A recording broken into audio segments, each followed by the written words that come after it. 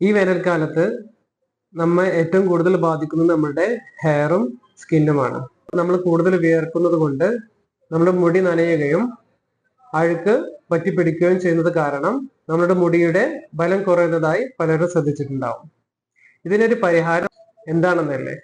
നമ്മളുടെ കഞ്ഞിവെള്ളം. ഈ കഞ്ഞിവെള്ളത്തിന് പല പോഷക ഗുണങ്ങളുമുണ്ട്. ഇതൊരു പ്രത്യേക രീതിയിൽ തയ്യാറാക്കി നമ്മൾ ഉപയോഗിക്കുകയാണെങ്കിൽ മുടി കൊഴിച്ചിലും താരനും തടയുന്നതായി കണ്ടിട്ടുണ്ട്. നമ്മൾ തലേ ദിവസത്തെ പുളിച്ച കഞ്ഞിവെള്ളം ആണ് ഇതിന് കൂടുതൽ ഗുണം ചെയ്യുന്നത്. ഇതിലേക്ക് ഉരുളക്കിഴങ്ങും വലിയ ഉള്ളിയും അരിഞ്ഞ് ഒരു മിക്സിയിൽ അരച്ചെടുക്കുക.